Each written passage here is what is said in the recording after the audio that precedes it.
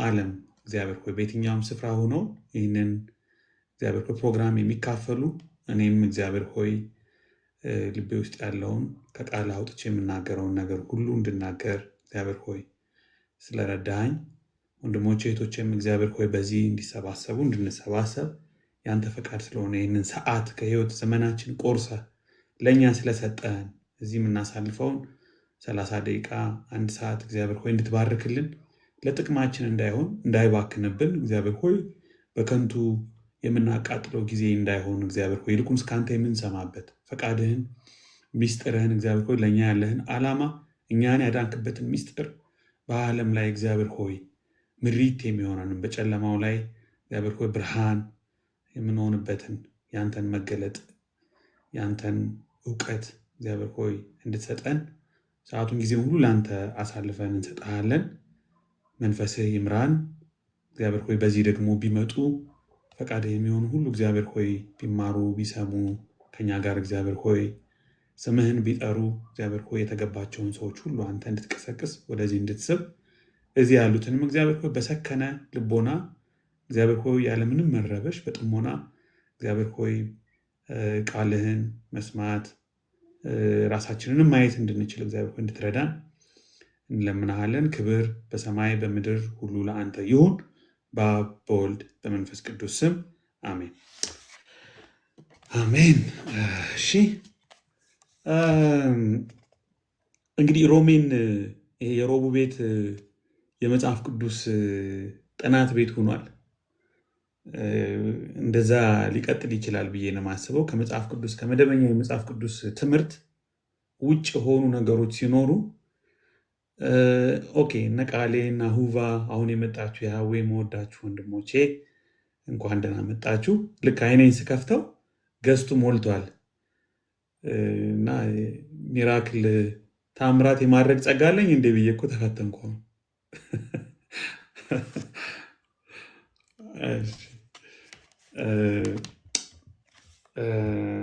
የሮቡ ይሄ ሮብ እዚህ የምንሰበሰበው ነገር ሞር መጽሐፍ ቅዱስ ላይ አንድ መጽሐፍ መርጠን ሲሆን በጥልቀት ሰፋ ባለ ልክ ራእይን ሮሜ እንዳጠና ነው። ካልሆነ በ3 በ4 ሳምንት አንዳንድ መጽሐፎችን ዋና ዋና መልእክቶችን ኢንትሮዲውስድ የምንሆንበት ቤት እንዲሆን መርጫ አለው።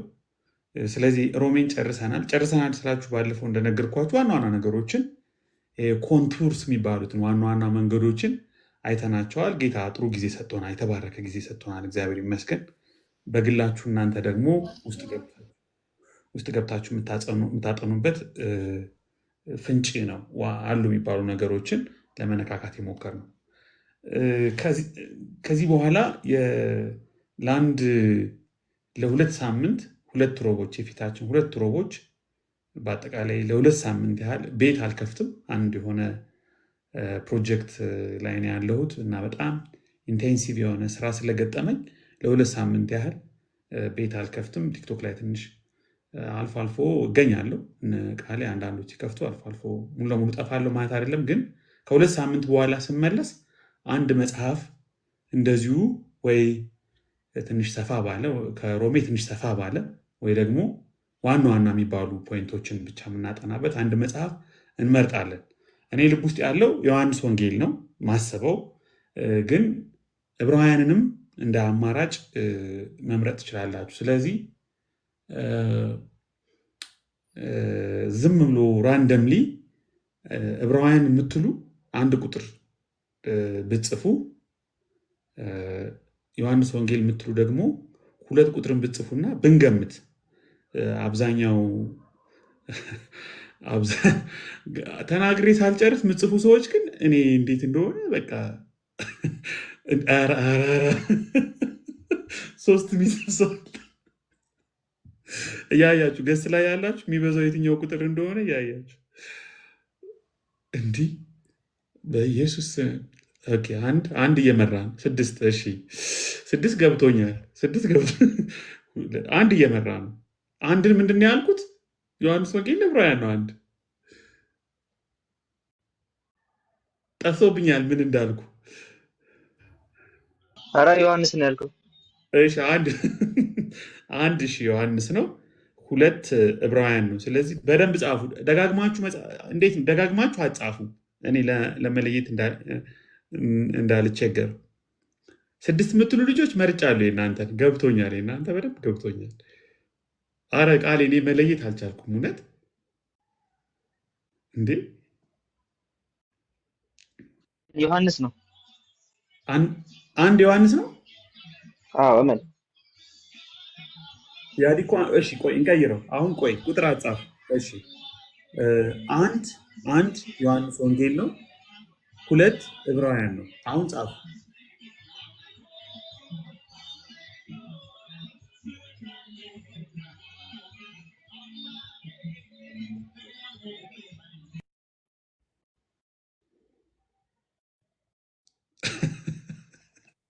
እያየህ ነው። ሞስት ሴንት ታለ አንድ ነው። ኦኬ በሱ መለየት ይቻላል ለካ። የሆነ ሰው እየጻፈ እንዳይሆን ምንም ማድረግ አይቻልም። ሞስት ሴንት አንድ ነው። በቃ እሺ፣ ዮሐንስ ወንጌል ጸድቋል። ዮሐንስን እንደጨረስን ደግሞ እንደ ጌታ ፍቃድ ዕብራውያንን እናስከትላለን ማለት ነው። 2 ቁጥርን የጻፋችሁ በግል ስልክ እየደወልኩ ዕብራውያንን አብረን እሺ። ዛሬ ያው ቤቱ የለመደውን ነገር እናድርግ ብዬ ልቤ ውስጥ ያለውን ዕብራውያን ምዕራፍ 1 እነዚህ 4 ቁጥሮች በተወሰነ ደረጃ ሼር ላድርጋችሁ እና እንደ ትልቅ እንትን የምጠቀመው በዛው መጽሐፉን ኢንትሮዲውስድ እንድትሆኑ የሃኔልን መጽሐፍን በዛው ላስተዋውቃችሁ ፈልጋለሁ። ሃኔል የዕብራውያን ማብራሪያ ጽፏል። በጣም ቆንጆ ማብራሪያ ነው። እያነበብኩት ነው። አንብቤ ያልጨረስኩትም ግን በጣም ወድጀዋለሁ። በቃ ልነግራችሁ አልችልም። የህትመት ጥራቱ፣ ቋንቋው፣ በቃ አማርኛ ፍሰቱ እንደዚህ ጽድት ያለ መጽሐፍ እጄ ውስጥ ሲገባ ዓመታት ተቆጥረዋል። የጳውሎስ የእግዚአብሔር ልጅ ነበረ። ከዛ በኋላ እንደዚህ ጽድት ያለ እና አሌክስ ዘጸአት የሚባል አንድ ጓደኛ አለን። የእከይ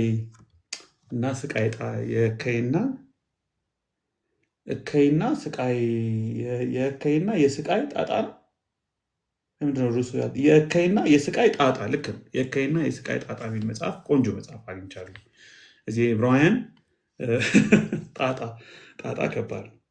ስለዚህ ዕብራውያን እቺ 4 ቁጥር በጣም ኢምፖርታንት ፓርት ኦፍ የዕብራውያን መግቢያ ነገር ናት። የዕብራውያን ጸሐፊ አይገርማችሁ? ራሱን አያስተዋውቅም። በጣም ነው የሚገርመኝ። እኔ በታሪክ አጋጣሚ ለመጀመሪያ ጊዜ መድረክ ላይ ቁሜ የስብከት እድል ቸርች አግኝቼ ስሰብክ የሰበኩት ክፍል ነው። አሁን ነው ትዝ ያለኝ ከ30 ደቂቃ በፊት።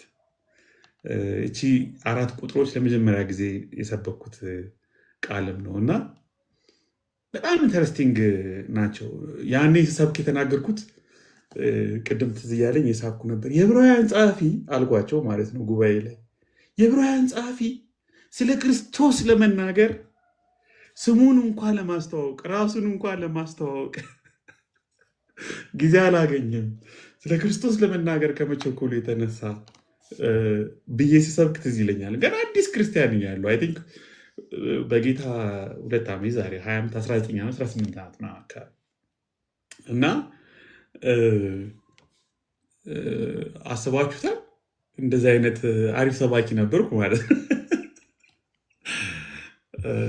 ስለ ክርስቶስ ለመናገር ስሙን እንኳ ማብራራት አልፈለገም። ግን ለብዙ ዘመናዊ የመጽሐፍ ቅዱስ አጥኚዎች እንጀራ ከፈተላቸው። ፒኤችዲ እየሰሩበት ነው። ማን ነው ጸሐፊው? አንድ ፒኤችዲ። ማን ነው ጸሐፊው? አንድ ፒኤችዲ።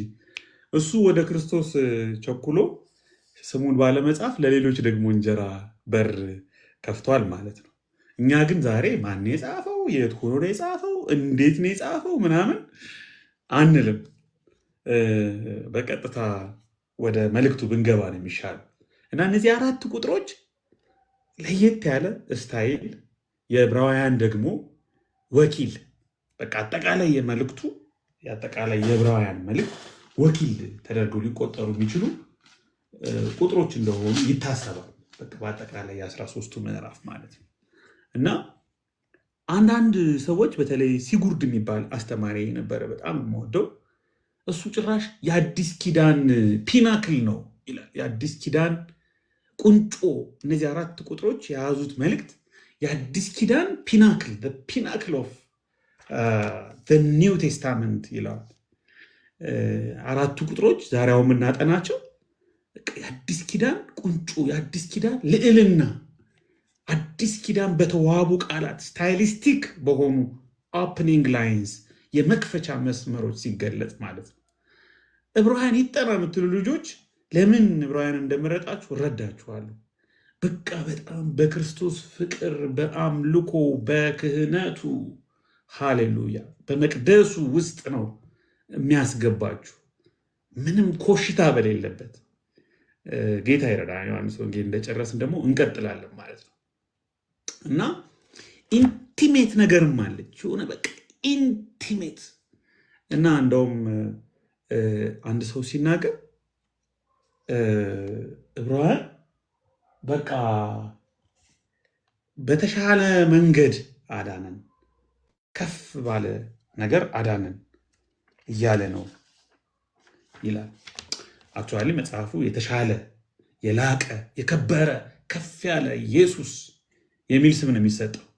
የላቀው ኢየሱስ the most exalted Jesus፣ የከበረው ኢየሱስ፣ ከፍ ያለው በልዕልና ያለው ኢየሱስ የሚል ስም ይሰጠዋል የዕብራውያን መልእክት። ሌላው ደግሞ እንትን ቅኔያዊ ነገርም ናት። 4 ቁጥር አሁን እያጓጓችሁ ነው። ምንድናት? አንብበናት አናውቅም እንዴ ምናምና እያስባልኳችሁ ነው። አውቄ ነው እንደዛ ማድረገው። ፖኤቲክ ናት ይላሉ። ፖኤቲክ፣ ቅኔያዊ ናት፣ ግጥም ናት፣ ዜማ፣ በቃ የተዋበች 4 ቁጥር የአዲስ ኪዳን ፒናክል፣ በስታይል የተሞላች ድንቅ መክፈቻ መስመሮች፣ ግጥም፣ ቅኔ ናት። በተለይ ቁጥር 3 እና 4 በርካታ የስኮላሮችን በርካታ የአዲስ ኪዳን ምሁሮች ይቺ 4 ቁጥር ዕብራውያን ምዕራፍ 1 ከቁጥር 1 እስከ 4 መዝሙር ነው እንዲሉ አድርጓቸዋል። አይ ይሄማ መዝሙር ነው በቃ ጸሐፊው እየጻፈ አልነበረም። በቃ ይሄ ሰውዬ ወይም እጅ ሴትዮ ጸሐፊው እየዘመረ እያመለከ ነው። ኤርሊ ክርስቲያን ሂም ነው፣ ዝማሬ ነው የሚሉ ሁሉ ሰዎች አሉ። ምንድን ነው እንዱ ከየት የመጡ መስመሮች ናቸው? ከየት የመጡ ላይኖች ናቸው? የአምልኮ እንትን ውስጥ የሚከቱ ናቸው። በጣም እንደውም አንድ ሰው ደግሞ ሲናገር ጸሐፊው ወደ ውስጥ ገብቶ ሊሞግት፣ ኤግዛክትሊ ሴትዮ ወደ ውስጥ ገብቶ ሊሞግት የሚፈልገውን ጉዳይ አስቀድሞ በአምልኮ መንፈስ፣ በክርስቶስ ልዕልና፣ በክርስቶስ ባህሪ ልብ እያቀለጠ ነው ይላሉ አንዳንዶቹ። ገብቷቸዋል። ጉቦ እየሰጠ ነው ጉቦ እየሰጠ ነው የሚሉ አንዳንድ ሰዎች አሉ። አሁን በመግቢያ ብዙ እንዳላደክማችሁ እናንብባት እስኪ ይህችን ክፍል 4 ቁጥሮች እናንብባቸው። በሁለት ቨርዥን ነው ማነብላችሁ። መጀመሪያ በ1954 ከዛ በአዲሱ መደበኛ ትርጉም፣ ከዛ ትንሽ ፖይንቶችን ተናግሬ እዚህ ብዙ ጻድቃን፣ ሰማዕታት፣ ሊቃውንት ስላሉ እነሱም ሀሳብ እንዲሰጡበት እድል እሰጣለሁ። እሺ ዕብራውያን ምዕራፍ 1 ከቁጥር 1 እስከ 4 በቃ 4 ቁጥሮች። ከጥንት ጀምሮ እግዚአብሔር በብዙ አይነትና በብዙ ጎዳና ለአባቶቻችን በነቢያት ተናግሮ ሁሉን ወራሽ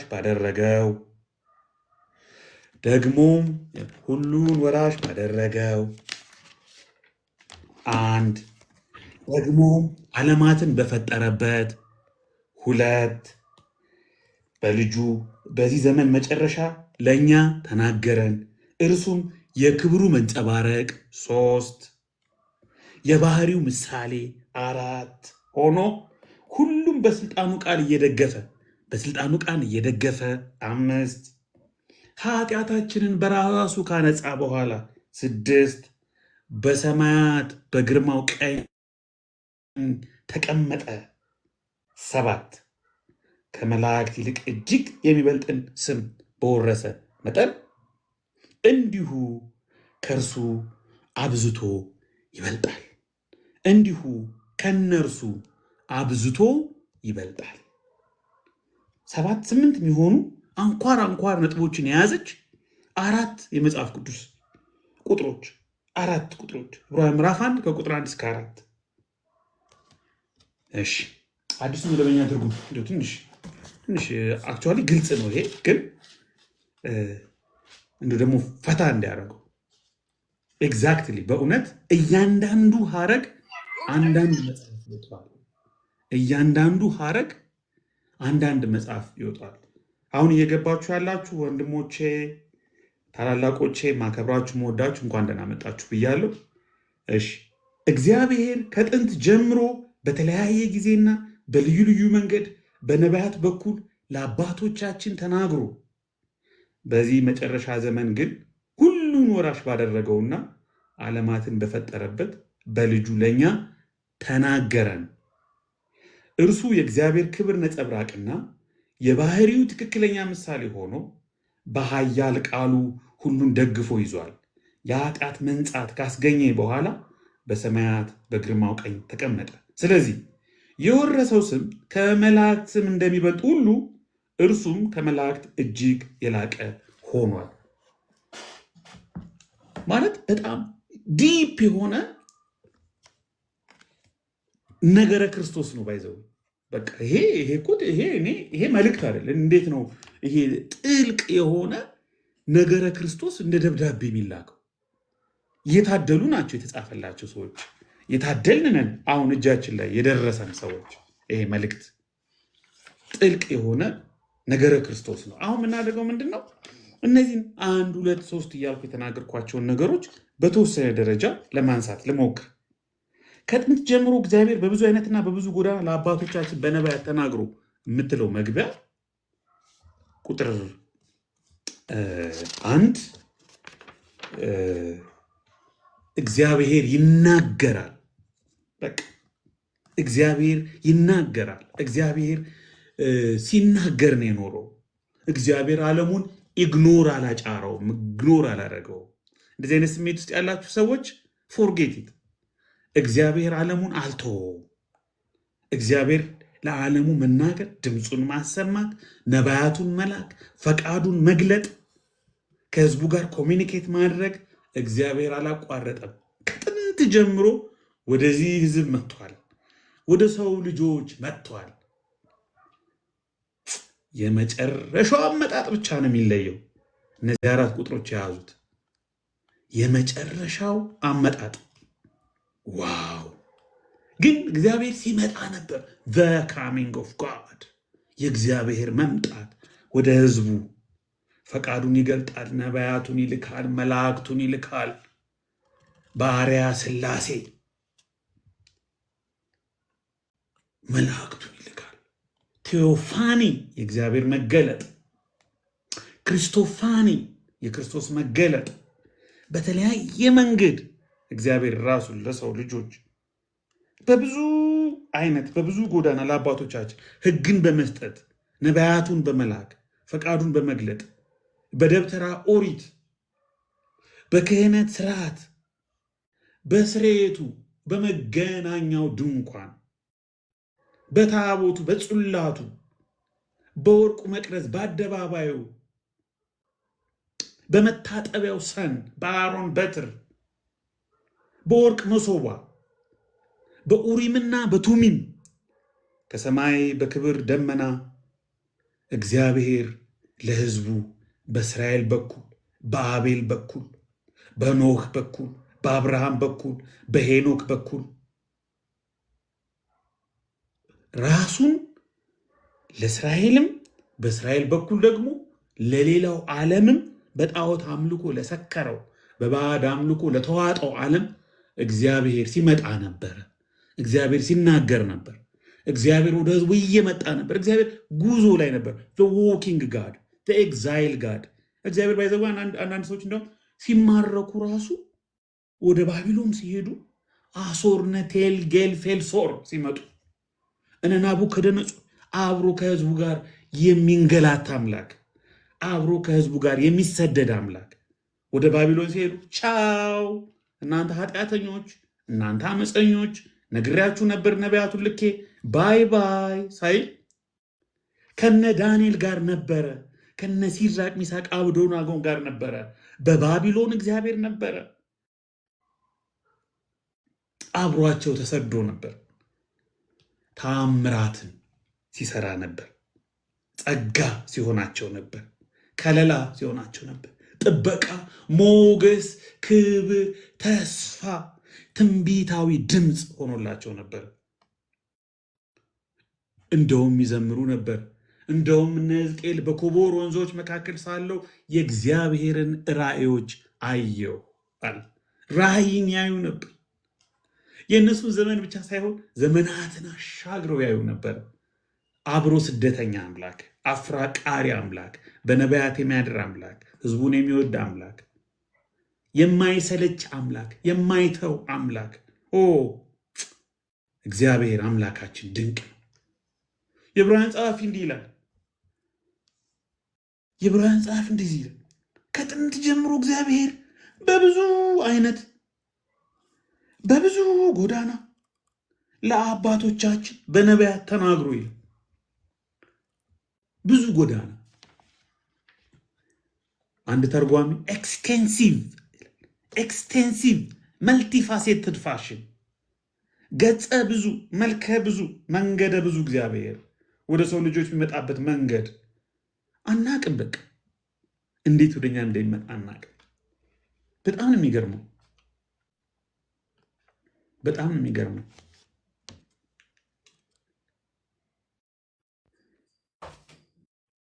ይሄ በጣም በቃ የምናመልከው አምላክ፣ የምንተማመንበት አምላክ፣ ተስፋ የምናመልከው አምላክ፣ ስሙን የምንጠራው አምላክ ጋድ እግዚአብሔር በታሪክ ውስጥ ከዳተኛ አምላክ አይደለም።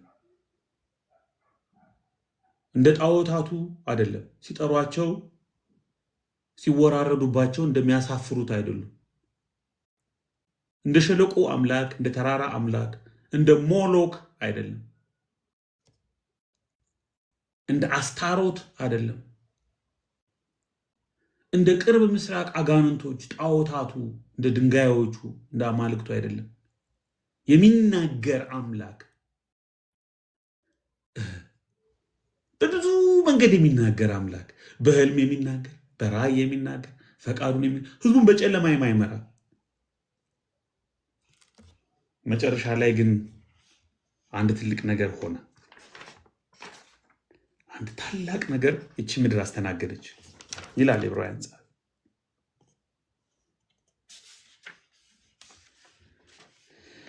መጨረሻ ላይ ግን እንዲህ ብሎ ነው ቁጥር 2 የሚጨርሰው፣ በልጁ ተናገረን። ሃሌሉያ! በጣም የሚገርም። በልጁ ተናገረን። በልጁ የተናገረን ሰዎች ነው። በመላእክት የተነገረን መስሏችሁ ነው? በነቢያት የተነገረን መስሏችሁ ነው? ኦ ጂሰስ!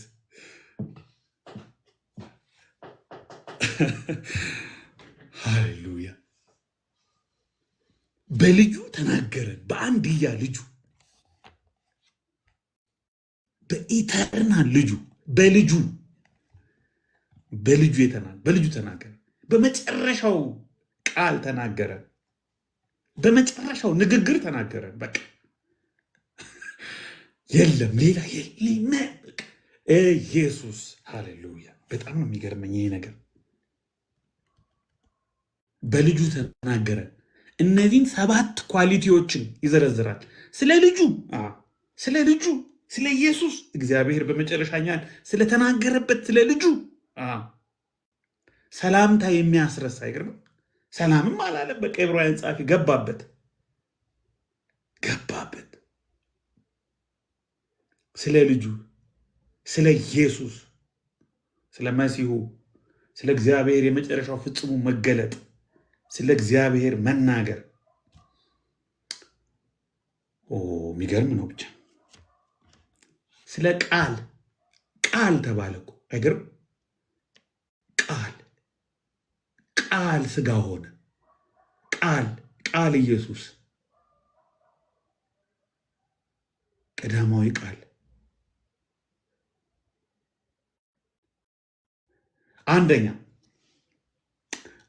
ሁሉን ወራሽ ባደረገው ልጁ ማን ነው? ሁሉን ወራሽ ያደረገው ነው። ሁሉን ወራሽ ያደረገው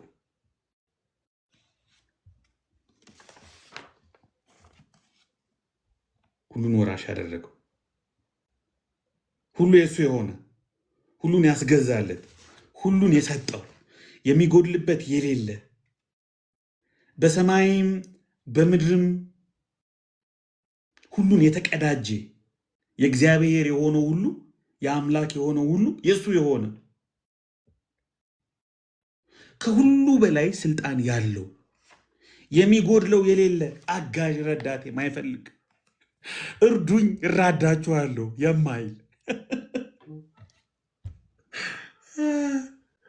እርዱኝ እራዳችኋለሁ ሁሉ ያለው ሞልቶ የተረፈው overflow of the love of God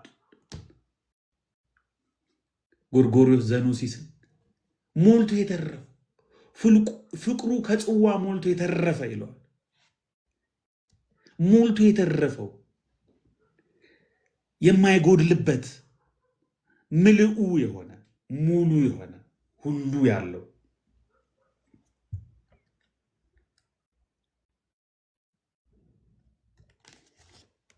ሁለተኛ ዓለማትን የፈጠረበት ዓለም በክርስቶስ ነው የተፈጠረው። ዓለም ባንቺ ተፈጠረ ሚል አንብቤ ያለው በዚህ 2 ሳምንት ውስጥ መቼም ይሄ ቲክቶክ ማያሳየኝ ነገር የለም። ዓለማትን የፈጠረበት የዓለማቱ ጌታ የዓለማቱ ገዥ ያ እግዚአብሔር ይሁን ብሎ ሆነ። ዓለም የተፈጠረበት የተገኘበት አስገኘ የሌለው ግን ለነገሮች መገኘት ሁሉ ምክንያት የሆነው ኢየሱስ ክርስቶስ ሁሉ በእርሱ ተፈጥሯል። አንደኛ ቆሮንቶስ ምዕራፍ 8 ነገር ሁሉ በእርሱ በኩል የሆነ እኛም በእርሱ በኩል የሆንን አንድ ጌታ ክርስቶስ አለን። የሁሉ ነገር አስገኝ የሆነ የእግዚአብሔር ልጅ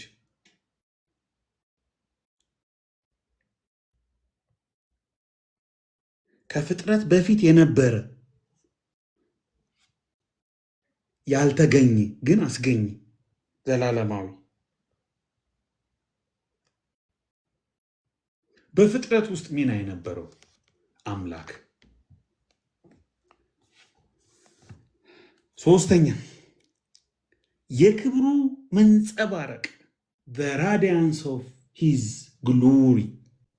ይሄ ቃል በጣም ልብ የሚነካ ቃል አስታውሳለሁ። ያኔ ለመጀመሪያ ጊዜ ይህንን ቃል ቸርች ሳካፍ የክብሩ መንጸባረቅ የእግዚአብሔር ክብር ብርሃን መንጸባረቅ የእግዚአብሔር ክብር ብርሃን መንጸባረቅ የእግዚአብሔር ክብር ለዓለም ሲያበራ በክርስቶስ እንደውም ቀጥሎ 4ኛ ላይ የባህሪው ምሳሌ ይላል። የባህሪው ምሳሌና የክብሩ መንጸባረቅ የሚለውን አንዳንድ እንደውም አርሊ ፋዘርስ ከዘፍጥረት ምዕራፍ 1 ቁጥር 27 እና 28 ጋር አብረው ያዩታል። ሰውን በመልካችን እንደ ምሳሌያችን እንፍጠር፣ ሰውን በመልካችን እንደ ምሳሌያችን እንፍጠር ከሚለው ጋር አንድ ላይ ያዩታል።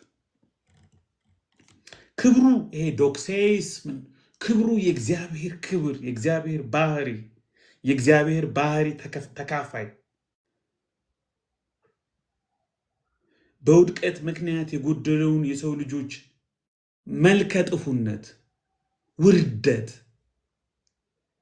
ክብር የለሽነት፣ የጎደለውን፣ የተበላሸውን፣ ያደፈውን፣ የጎደፈውን የሚመልሰውን የእግዚአብሔርን ክብር ሁሉ የተሞላ የእግዚአብሔር ክብር የሚንጸባረቅ ከእሱ ጋር ወደሚሳተፉ ሁሉ በእምነት ወደሱ ለሚመጡት ሁሉ የሚያካፍለውን የእግዚአብሔርን ክብር የተሞላ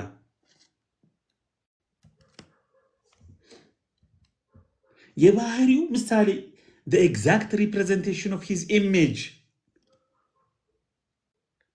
የባህሪው ትክክለኛ ምሳሌ ልክ እንደ ማህተም አንድ መስሪያ ቤት ማህተም ቢያደርግላችሁ ያ ማህተም የተደረገበትን ወረቀት ይዛችሁ ጉዳይ ለማስፈጸም ሌላ ቦታ ብትሄዱ ማህተሙን ያዩና ያ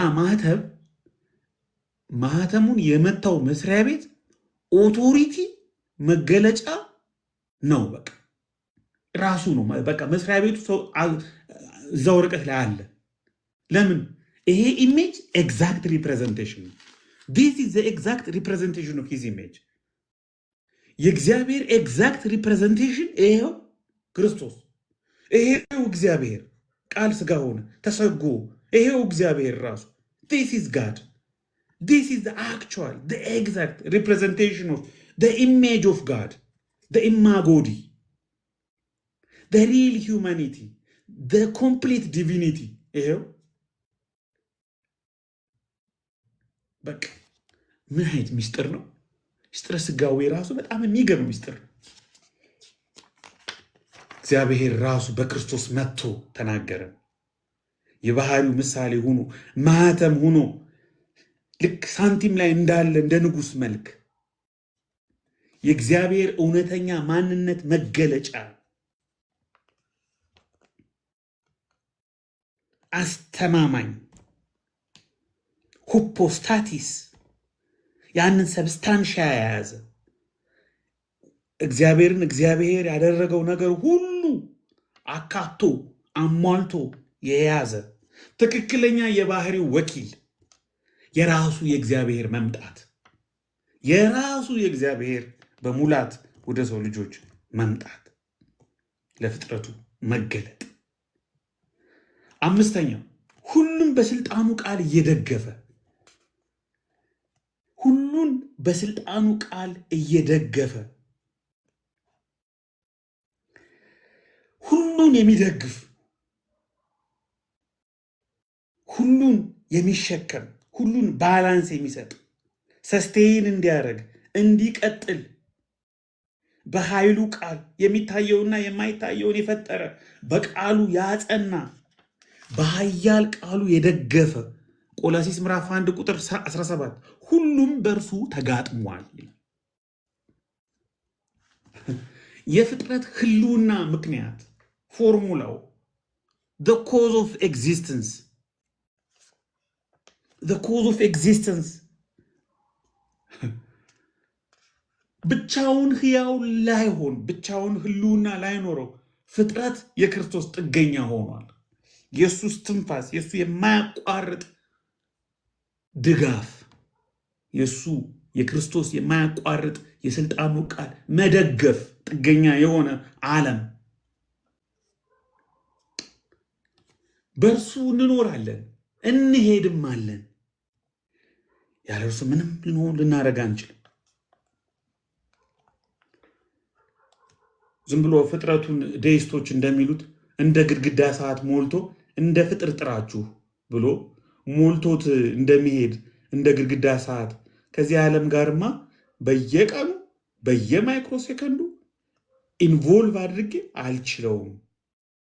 ዝም ብዬ የሆነ ሪሌሽናል ባልሆነ መካኒካል በሆነ ቴክኒካል በሆነ መልኩ እንደ ግድግዳ ሰዓት ሞልቸው ልጥፋ። ባትሪው ሲያልቅ የራሱ ጉዳይ። ድሮ እንቅልፍ የምትነሳኝ ትራሴ ላይ ግድግዳ ሰዓት ነበረች እና እቺ ደካማ የግድግዳ ሰዓት ድሮ ፋሽን ነበረ። ያው የድሮ ሰው ነኝ እያልኩ አይደለም። አንዳንዶቻችሁ በትክክል የምትሰሙ አይመስለኝም እና እባካችሁ ሰው ከሚናገረው ጀርባ አትቆፍሩ። ድሮ ምላሁን የዛሬ ዓመት ሁሉ ሊሆን ይችላል የዛሬ 2 ዓመት 3 ዓመት ማለትም ሊሆን ይችላል። እና ያቺ ግድግዳ ሰዓት ቀጭ ቀጭ ሴከንዱ መሰለኝ ቀጭ ቀጭ ቀጭ የሆነ ቀን አንዳንድ ጊዜ ሆድ ሲብሳችሁ የሆነ የሌላ የክፍለ ሀገር እንትን ሁላ ድምፅ ይሰማችኋል። ጆሮአችሁ ሁሉ ነው እንትን የሚለው እና አስተዋልኳት ድምጿን ቀጭ ቀጭ ቀጭ። ጤዛ የሚል ፊልም አይታችኋል? የውሃ ጠብታው እንዴት እንደሚረብሸው ያንን ዲያስፖራ ዶክተር ሊያሳብደው ሲደርስ ልክ እንደዛ በቃ ቀጭ ቀጭ ስትል እንዴ ብዬ ባትሪዋን አወጣሁት። ከብዙ ጊዜ በኋላ እዛው ሰዓት ላይ ነው ያለችው። እኔ ረስቼዋለሁ ባትሪውን እንዳወጣሁት። እዛው ላይ ነው ያለችው። በቃ ሰዓቷ አንድ አይነት ነው። ያለ ክርስቶስ እንደዚህ እስታክ አድርገን ነበር የምንቀረው። እስታክ አድርገን በቃ ዓለሙ ሁሉ እስታክ አድርጎ ነው የሚቀረው። ቫይብራንት የሆነው ዓለሙ ሁሉ በድቅድቅ ጨለማ ያልተሞላውና በኬዎስ ያልተሞላው ፕላኔቶች እንኳን በስርዓት መዋራቸውን ጠብቀው ስርዓታቸውን ጠብቀው እንዲንቀሳቀሱ ምክንያት የሆነው በስልጣኑ ቃል ዓለማቱን የደገፈ በስልጣኑ ቃል ዓለምን የደገፈ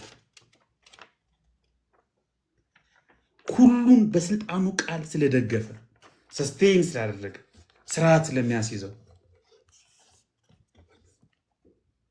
በእርሱ እንታመናለን። እየመጣ ነው ይላሉ። ሲኔን ስትከፍቱ የሆነ በ2 ዓመት አንድ ቀን የሆነ ሚቴዎር እየመጣ ነው።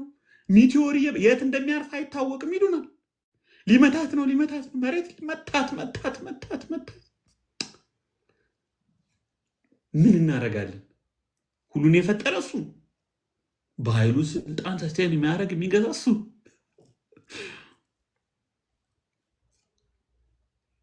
እኛ በሱ እንታመናለን። በዓለማቱ ጌታ ሶላር ሲስተሙን ዩኒቨርሱን በሚያስተዳድረው በሚመራው ሰስቴን በሚያደርገው ጌታ እንተማመናለን። 6ኛ ኃጢአታችንን በራሱ ካነጻ በኋላ ቤዞቱ የኃጢአትን መንጻት በክርስቶስ በመስቀል ላይ በሞቱ ደሙን በማፍሰስ እርግማንን በመሻር በእንጨት ላይ መስዋዕት በመሆን ለአንዴና ለመጨረሻ ጊዜ መስዋዕትን በማቅረብ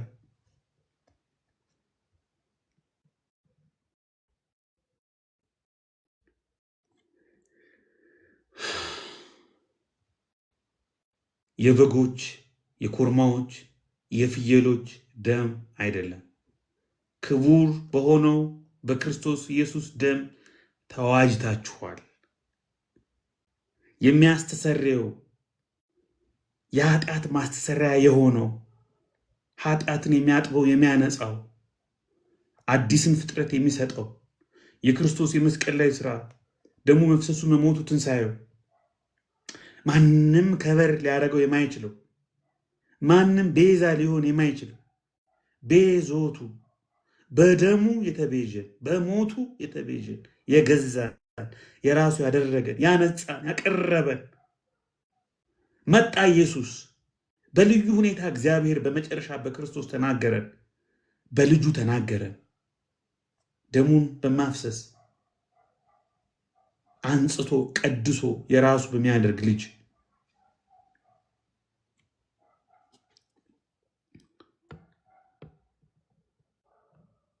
ቲክቶክ ግን የሆነ ችግር አለው። ጌም ያመጣልኛል። እኔ ጥሩ ሙድ ላይ ያለው ላጠፋው ነው። ይህንን ጌም ካልተጫወትክ ይላል። እሺ አሁን ሴፍ ነን።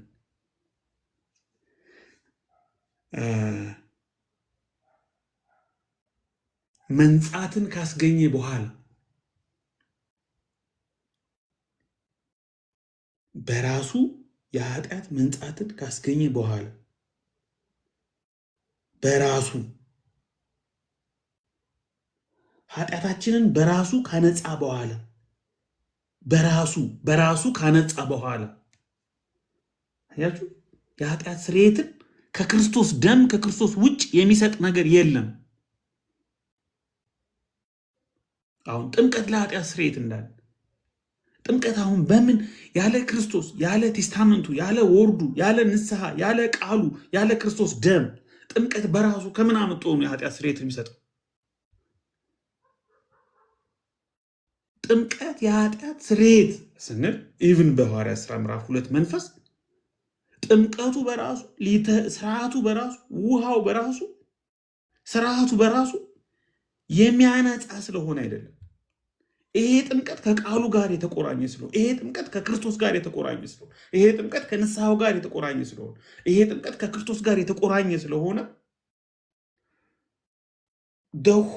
the complete package of the redemptive work of Christ ነው የሚያነጻው። ውስጣዊ የሆነው መንጻት፣ ውስጣዊ የሆነው መቀደስ፣ ውስጣዊ የሆነው መታጠብ በውጫዊው መታጠብ በውጫዊው መንጻት ተወክሎ ተገልጦ ይታያል።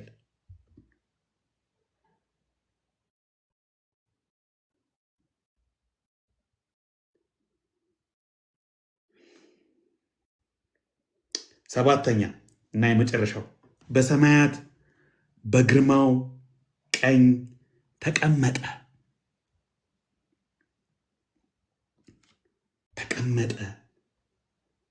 ተቀመጠ በጣም ባይዘዌ አንድ ዎችማን የጻፋት ትንሽዬ መጽሐፍ ድሮ አንድ ቢያውቃሉ መቀመጥ እንዴት ነበር? መቀመጥ፣ መመላለስ፣ መቆም። መቀመጥ፣ መመላለስ፣ መቆም ነው። መመላለስ አይ መቀመጥ ነው። መቀመጥ፣ መመላለስ፣ መቆም ምትል መጽሐፍ ትንሽዬ መጽሐፍ ነበረች። እኔ አሁን ከዚህ ቃል ውስጥ በሰማያት በግርማው ቀኝ ተቀመጠ የሚለው በጣም የትኛው ቃል ነው በጣም ሚነካ ብትሉኝ ተቀመጠ የሚለው ቃል። ለምን ተቀመጠ የሚለው ቃል እንደሚነካኝ ታውቃላችሁ?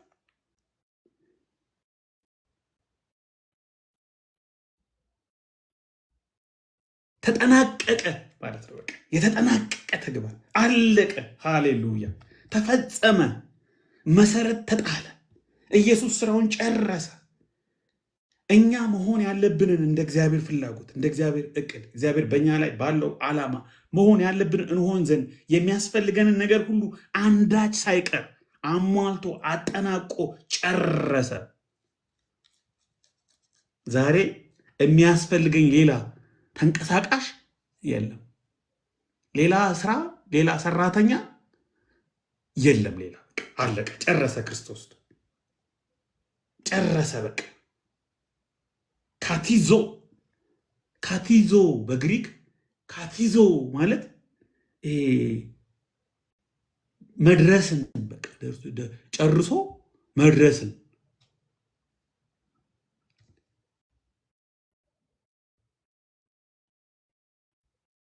የመስዋዕትነት ስራውን ሰርቶ ደሙን አፍስሶ እኛን አንጽቶ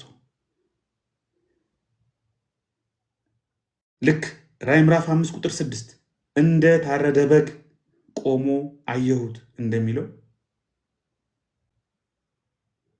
ለስርየታችን፣ ለመዳናችን፣ ለመንጻታችን የሚያስፈልገው መስዋዕት ሁሉ ሰርቶ አጠናቆ ጨርሶ አሁን ሌላ የሚሰራው አዲስ ስራ፣ አሁን ሌላ የሚጨምረው ያልተጠናቀቀ የሚያስፈልግ ሌላ ስራ ክርስቶስ በሰማይ ሂዶ ገና የሚያጠናቅቀው ስራ የለም። ሁሉንም አጠናቋል። ግን ይህንን ያጠናቀቀው ስራ አንዴ የጨረሰው ስራ ለዘላለም እንዲያማልድ፣ ለዘላለም ለብዙዎች መዳን ምክንያት እንዲሆን፣ ለዘላለም ጠበቃ ሆኖ ተወካይ ሆኖ በአብ ቀኝ እንዲቀመጥ፣ ለዘላለም መንጻትን እንድናገኝ በቂ ነው። ያስችላል። በቃ ሌላ ሰውም አንፈልግም። ሌላ ተጨማሪ ስራም አንፈልግም። ሌላ የሚቤዥን አንፈልግም። ሌላ አዳኝ አንፈልግም። ሌላ አማላጅ አንፈልግም። ሌላ ይቅርታ አድርጉልኝ ስለዚህ ቃል ደላላ አንፈልግም። ሌላ ብሮክሬጅ ቀረ። በቃ የለም። አሁን ራሱ ተናገረን። በቃ አሁን በነቢያት በመላእክት በምናምን በቃ ራሱ ተናገረን። አሁን ኢየሱስ ራሱ ተናገረን። በቃ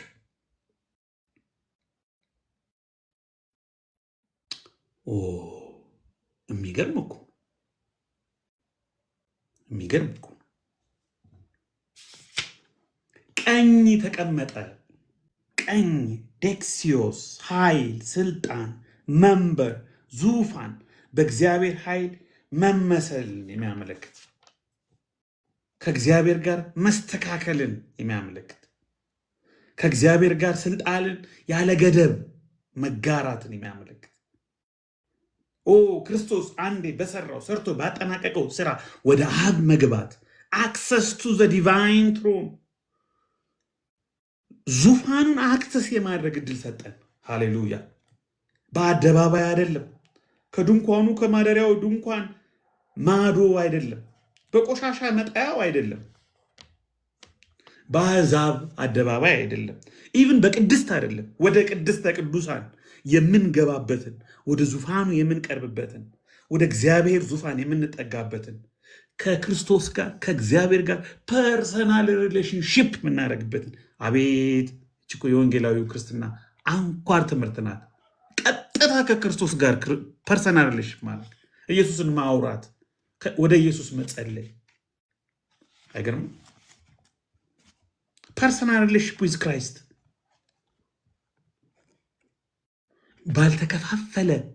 ባልተከፋፈለ ህሊና፣ ባልተከፋፈለ ልቦና፣ በማናሻርከው በማናጋራው ለማንም የማናጋራው ጓደኝነት ለማንም የማናጋራው ግንኙነት ከክርስቶስ ጋር አይገርም? እኔ ለመጀመሪያ ጊዜ ወደ ኢየሱስ የጸለይኩበትን ቀን አስታውሰዋለሁ።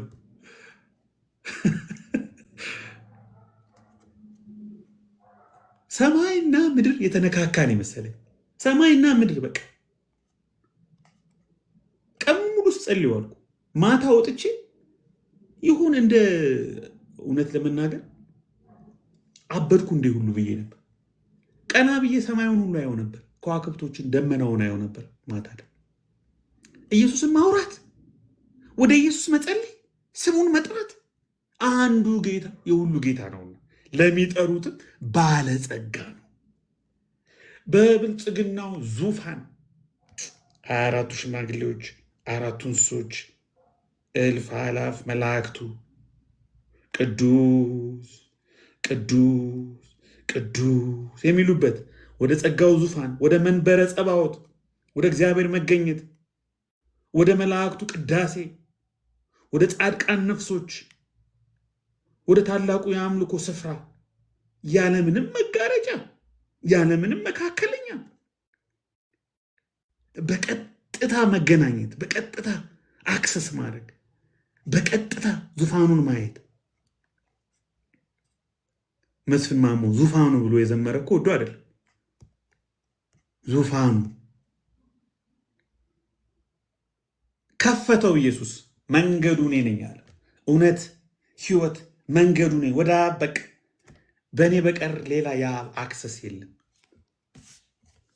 እውነተኛ የበጎች በር እኔ ነኝ።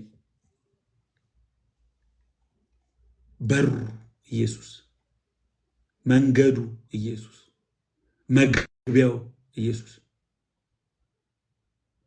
የሚገርም እነዚህ 7 ነገሮች የኢየሱስ ክርስቶስ በ4 ቁጥሮች ውስጥ የተቀመጡ የኢየሱስ ክርስቶስ እግዚአብሔር በክርስቶስ በኩል ከፍ ባለ በማይደገም በማይተካ ሌላ የበላይ የሚበልጥ ሌላ የሚናገር አንጠብቅም፣ ወደፊት ልንጠብቅ በማንችል መልኩ እግዚአብሔር በልጁ በልዩ ሁኔታ ማንኛውንም ተፍጻሜታዊ ጥበቃዎች ሁሉ በብሉይ ኪዳን ነቢያቱ፣ ካህናቱ፣ ነገስታቱ ሲጠብቁት የነበረውን የአይሁድን ጥበቃ የነገረ ፍጻሜ ጥበቃቸውን ስካቶሎጂካል ኤክስፔክቴሽናቸው በሙሉ ፉልፊል ያደረገ ያሟላ ያጠናቀቀ ያሳካ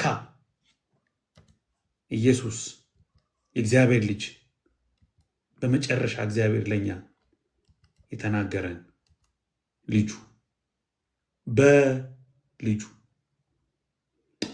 በልጁ አለ ዕብራውያን ጸሐፊ። ተባረኩ። ችን ቁጥር ደጋግማችሁ በዚህ ሳምንት በዚህ 2 ሳምንት ጋብዣችኋለሁ። አንብቡ። ቤት ከ2 ሳምንት ከ3 ሳምንት በኋላ ዮሐንስ ወንጌል ለማጥናት እንከፍታለን። ዮሐንስ ወንጌልን አንብቡ።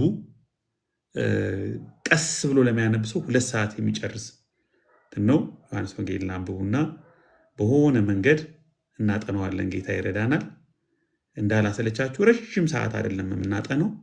የሆነ አጭር ሳምንቶች 4 ሳምንት 6 ሳምንት ቢበዛ 8 ሳምንት አድርገን ዋና ዋና አንኳር ነገሮችን እናጠናለን። ዕብራውያን ምዕራፍ 1 ከቁጥር 1 እስከ 4 ደጋግማችሁ አንብቧት። ዙፋኑ የሚል መዝሙር ልጋብዛችሁና ከዛ እንዳትወርዱ እንዳትሄዱ ውእቱ በሰላም ሳትባሉ ከዚህ ንቅንቅ ማለት የለም። መዝሙር ልጋብዛችሁና ዙፋኑ የሚለውን እኔ በጣም ነው እኮ መቀናባችሁ ጌታን። እኔ እኮ ፈተናለሁ በጣም የሆነ ቤት ሂድ የሚለኝ ነገር እኮ አለ።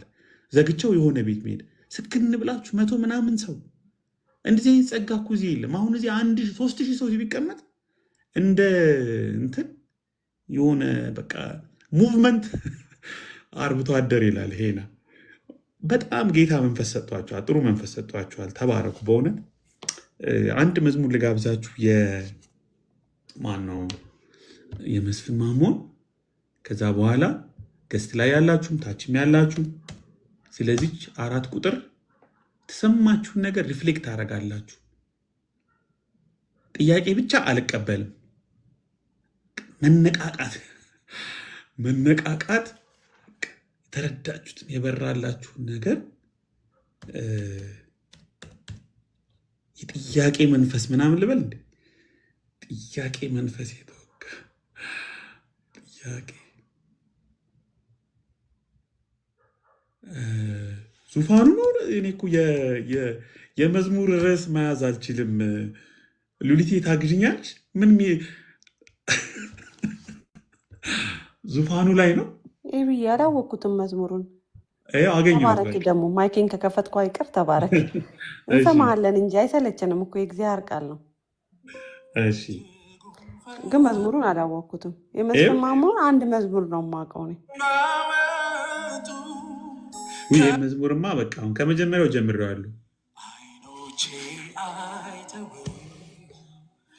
እጅጉን ፈዘዙ የፍቅርን ባመጡ ከቶ ሳይታዘዙ ነፍሴም አልቻለች መድኃኒቷን ስታይ ከጎኑ ስትሆን ከዚያ ዙፋኑ ላይ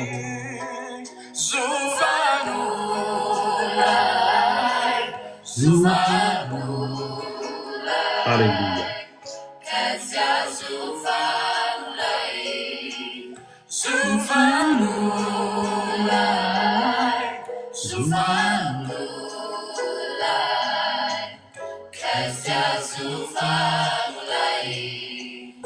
አይኖቼ አይተው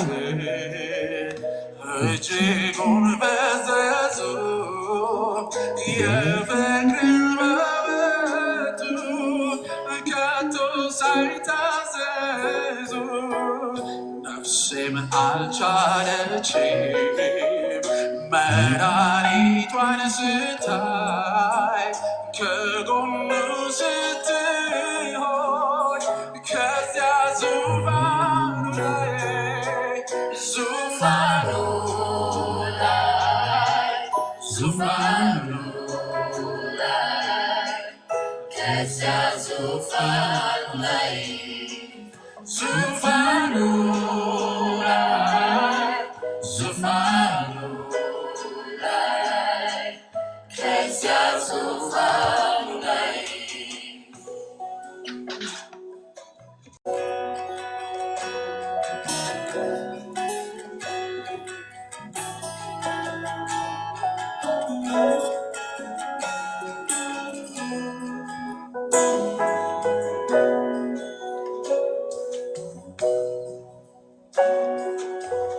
በደሌ እንደ ሙታን አደንዝዞኝ ሳለ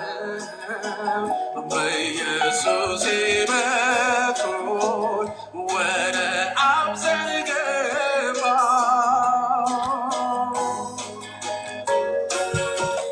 በሥጋዬ ምኞት እየኖርኩኝ ሳለሁ ከፍቅሩ የተነሳ ጸጋውን አገኘሁ።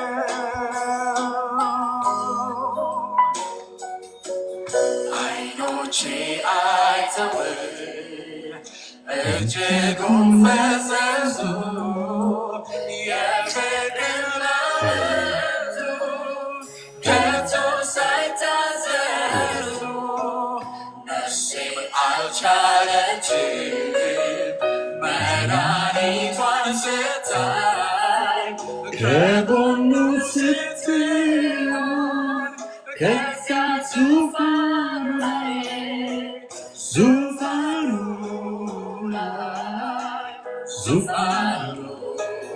ሃሌሉያ ከዚያ ዙፋኑ ላይ ዙፋኑ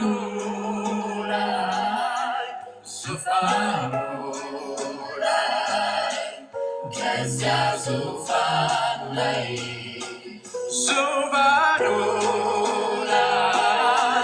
ዙፋኑ ላይ ከዚያ ዙፋኑ ላይ ዙፋኑ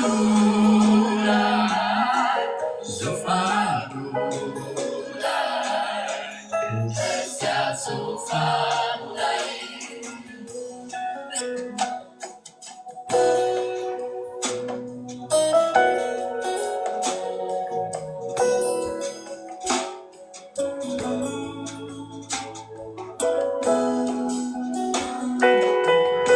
ቸርነቱን ሊያሳይ ከእርሱ ጋር አስነሳኝ በላይኛው ስፍራ በቀኙ አስቀመጠኝ።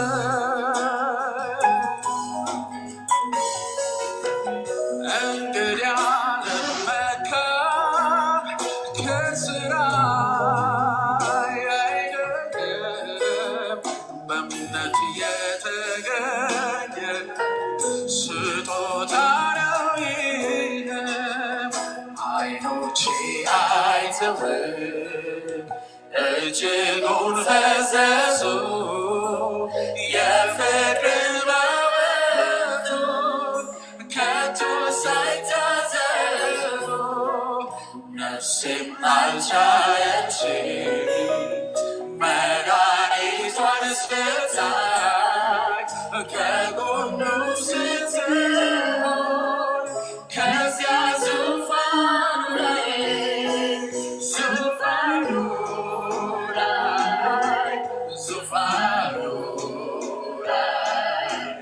ከዚያ ዙፋኑ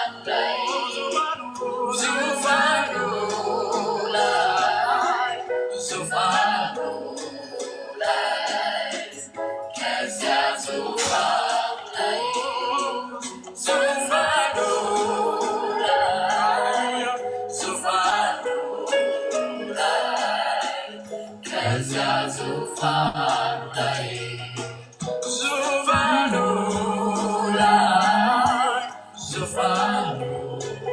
ላይ ከዚያ ዙፋኑ ላይ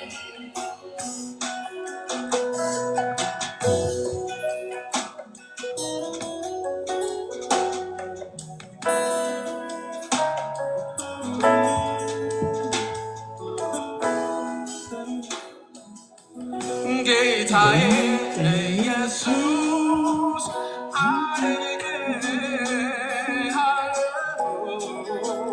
በአንተ ውብ ፍቅር ተነድፌአለሁ። ጌታዬ ኢየሱስ አደንቅሃለሁ በአንተ ውብ ፍቅር ተነድፌአለሁ። ሃሌሉያ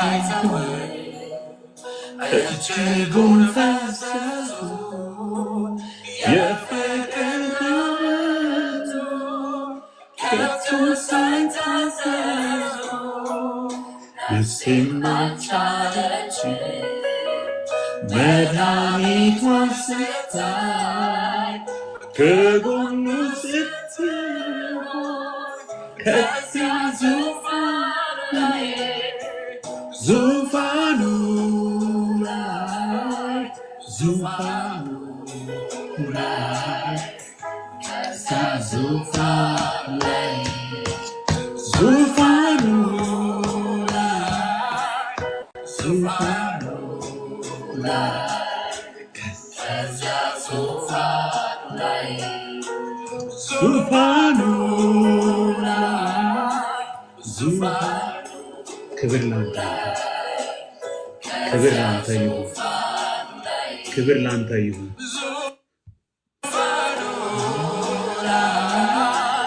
ዙፋኑ ላይ ከዚያ ዙፋን ላይ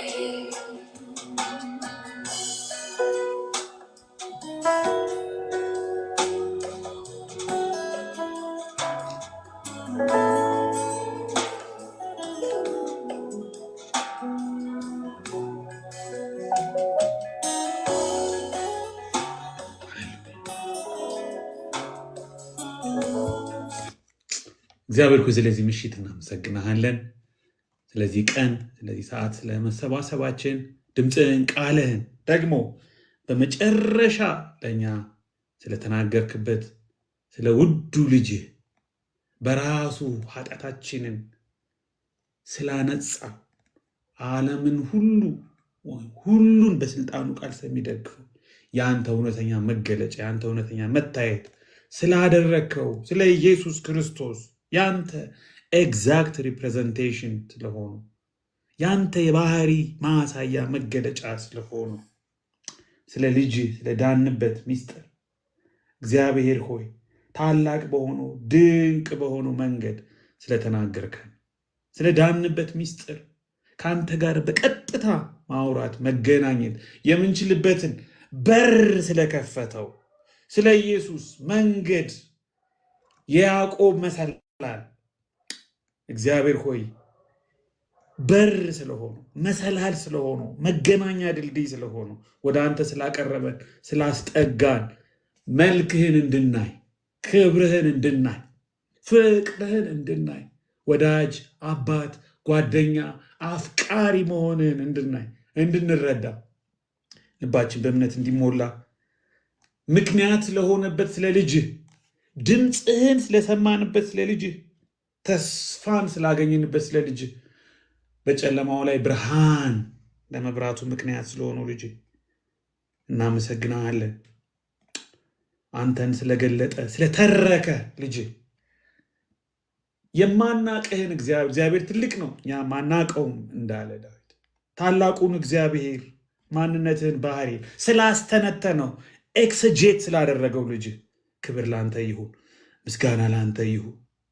አሁንም ለእኔም ለወንድሞችም ለእህቶችም ይህንን ቃል ለተካፈል በየስፍራው ሁሉ ስምህን ለምንጠራ እግዚአብሔር ሆይ አሁንም እግዚአብሔር ሆይ ይህ መንገድ ይህ ብርሃን መጋረጃዎች ሁሉ ደመናዎች ሁሉ ጨለማ ሁሉ በኢየሱስ ክርስቶስም የተገፈፈ ይሁን። አሁንም አንተን ክብርህን ዙፋንህን ፍቅርህን ማዳንህን እንዳናይ ሊያድበሰብስ የሚፈልግ አቧራ ጠላሸት ሊቀባ የሚፈልግ የሚያደነጋግር የሚያምታታ ማንኛው የክፉ ስራ ሁሉ በልጅህ ዓለማትን በፈጠርክበት ልጅህ በኢየሱስ ክርስቶስ ስም ስራው የፈረሰ ይሁን። ከፊታችን ገለል ይበል። ጌታ ሆይ እንይህ በክብርህ በልዕልና በዙፋንህ በኃይልህ በስልጣንህ በማዳንህ እንይህ በሙላት እንይህ። ጌታ ሆይ አንተ እንዳትታይ እንዳትገለጥ የሚከለክሉ ገለል ይበሉ። እግዚአብሔር ሆይ ከምንወዳቸው ሁሉ ከምንወዳቸው ወገኖቻችን ሁሉ ዙሪያ ፊት ለፊት ይበተኑ በኢየሱስ ስም። አንተን የጋረዱ አንተን የከለሉ በእኛ በኩል ነው ያሉ የልጅህን ቦታ የሚሻሙ ትከሻ ለትከሻ የሚለካኩ የሚያማልሉ ሰባኪዎች በኢየሱስ ክርስቶስ ስም እግዚአብሔር ሆይ ከኛም ከወንድሞቻችን ከእህቶቻችን ከዘመዶቻችን ልቦና አይነ ህሊና መንገድ ሁሉ በኢየሱስ ክርስቶስ ስም ዘወር እንዲሉ አንተ ብቻ እንድትታይ አንተ ብቻ እንድትገለጥ አንተ ብቻ እንድትታወቅ ወደ ዙፋኑ መንገዱ አንተ ብቻ እንደሆንክ እንዲታወቅ ዓለም ሁሉ እንዲረዳ ጌታ ሆይ እኛ ያየንህን እኛ ያጣጣምንህን እኛ የወደድንህን እኛ ያፈቀርንህን እኛ ራሳችን የሰጠንልህን የእኛን ህይወት የቀየርክበት ብርሃን መገለጥ እግዚአብሔር ሆይ ለምንወዳቸው ሁሉ ይሆን ዘንድ እንጸልያለን። ስለሰጠን ሰዓት ጊዜ ሁሉ ከዚህ በኋላም ስለሚኖረን የሪፍሌክሽን ሰዓት ሁሉ ጌታ ሆይ እናመሰግንሃለን። ቸርነትህ ስለበዛልን ምሕረትህ ፍቅርህ በእኛ ላይ ስለገነነ የምንገልጽበት ቃላቶች ሁሉ የሉንም። እግዚአብሔር ሆይ እናመሰግንሃለን። ክብር ላንተ ይሁን። በልጄ በውዱ ልጄ ዓለማትን በፈጠርክበት ልጄ ከመላእክት የሚበልጥ ስምን ባወረስከው በግርማህ ቀኝ ባስቀመጥከው በልጅህ በኢየሱስ ክርስቶስ ስም አሜን አሜን። እሺ ወገኖች የእናንተ ሰዓት ነው። እኔ 1 ሰዓት ነው የወሰድኩት፣ ትንሽ ናት። ቸርች ብትሆኑ 2 ሰዓት ልትሰበኩ 2 ሰዓት ልትሰበኩ ትችላላችሁ። እኔ እንደውም ከመዝሙሩ ጋር እኔ አሁን 50 ደቂቃ ነው የወሰድኩት። ቃሌ፣ ሉሊት፣ የንጉስ ካህን፣ አሁባ ሌሎቻችሁ ታች ያላችሁ 2 ደቂቃ ምናምን ውሰዱና ከዛም ተባረክ። እግዚአብሔር ይባርክ፣ እግዚአብሔር ይባርክ። በቃ ማለት ድንቅ መገለጥ ነው። በቃ ምን እንደምልህ አላውቅም። እኔ በጣም ደስ ሲለኝ የምናገረው አይኖረኝም እና በጣም ደስ ብሎኛል። ተባረክ።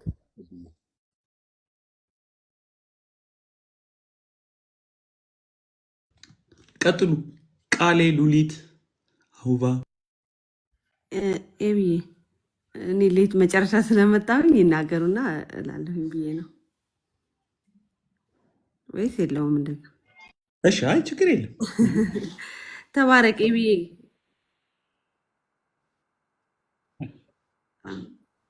እግዚአብሔር በድንቅ ተናግሮናል። እግዚአብሔር ይባርክ። አሜን አሜን። እሺ ሉሊት ቀጥይሽ። ኤብዬ ተባረክ። በጣም ወዝ ወንደርፉል። በጣም ግሩም ነበረ እንደ ሁሌው። ያው በጣም ነው የምነካው እኔ ታውቃለህ። ምን እንጨምራለን እዚህ ትምህርት ላይ? ጌታ ኢየሱስ ክብሩን ይውሰድ። በአንተ በኩል ስለሚያደርገው ነገር ሁሉ እሱ ነው የምናመሰግነው። እሱ ነው የጸጋው ባለቤት፣ እሱ ነው የቃሉ ባለቤት፣ እሱ ነው የመንፈሱ ባለቤት። እግዚአብሔር እናመሰግናለን። እኔ ራእይ ላይ መጨረሻ ላይ ያልከውን እንትን እያነበብኩኝ ራእይ ላይ ያለ ቃል ነበረ ትዝ ያለኝ። ለ1 ደቂቃ አካል ላይ ለአንብባት አንብቢያት። እንደዚህ አንተ ስትናገር የመጨረሻውን እያነበብክ በግርማው ቀኝ ተቀመጠ የሚለውን እያነበብክ ዳግመኛ ማንም እንዳይጨምር እዛ ላይ ማለት ነው። ዳግመኛ ማንም ስራ እንዳያክል አንድ ፈጽሞ በአባቱ ቀኝ ተቀመጠ፣ በክብሩ ተቀመጠ ያልኩ በቃ እየሰማው በጣም እየተነካው ነበርና እንደዚህ የሚለው ቃል ወደ አይምሮ የመጣ ካለውና ከነበረው ከሚመጣውም በዙፋኑም ፊት ካሉት ከ7ቱ መናፍስት ከታመነውም ምስክር ከሙታን በኩር የምድርም ነገስታት ገዢ ከሆነ ከኢየሱስ ክርስቶስ ጸጋና ሰላም ለእናንተ ይሁን ይልና ለወደደን ከኃጢአታችንም በደሙ ላጠበን መንግስትም ለአምላኩና ለአባቱም ካህናት እንድንሆን ላደረገ ለእርሱ ለዘላለም እስከ ዘላለም ድረስ ክብርና ኃይል ይሁን አሜን ይላል ማለት ነው። እና እንደዚህ እንድንሆን ካህናቱ እንድንሆን ለእሱ መንግስት የምናጥን እንድንሆን በጣም የሚገርም እኮ ነው። እግዚአብሔርን ለማወቅ ምንም እድል ያልነበረን ሰዎች ነን። ምንም ሚንስ የሌለን ሰዎች ነበርን። እግዚአብሔርን በድፍንፍን በጨለማ በሰዎች በኩል በመላእክት በኩል በሌላ መንገድ የምንፈልግ ነበርን። ከዛ ኢየሱስ መጣ፣ በራ ህይወታችን ላይ ብርሃን ነው የሆነው። መጥቶ ብርሃኑን ያመጣልን ደግሞ የሰራው ስራ ነው፣ በመስቀል የተፈጸመው ነውና እንዲህ እያያያዘ አይምሮዬ እግዚአብሔርን እየባረኩኝ ነበር ስሰማህ የነበረው። እኔ ፈጽሞታል። በቃ ዳግመኛ አልዳክርም፣ ዳግመኛ አልደክምም፣ ዳግመኛ አልቧጥጥም፣ ዳግመኛ የምወጣው የምወርደው ነገር የለም። ኢየሱስ ፈጽሞታል።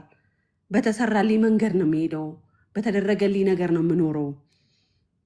ያ ማለት ግን ከኔ የሚጠበቅ የለም እያልኩኝ አይደለም፣ ግን እንደዛ ነው እያሰብኩ የነበረው። በቃ አንዴ ፈጽሞልኛል እያልኩ ነበረ። ጌታ ስሙ ይባረክ ብዬ ተባረክ። ዕብራውያንን ግሩም ነው ያደረግከው። በቃ አይሰለቸንም። ይሰለቻቸዋል ብለህ አስበህ ከሆነ አይሰለቸንም። ብዙም ብተነትንልን የእግዚአብሔር ቃል ግሩም ነው በጣም።